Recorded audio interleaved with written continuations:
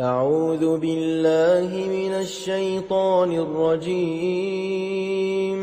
بسم الله الرحمن الرحيم. قال فما خطبكم أيها المرسلون؟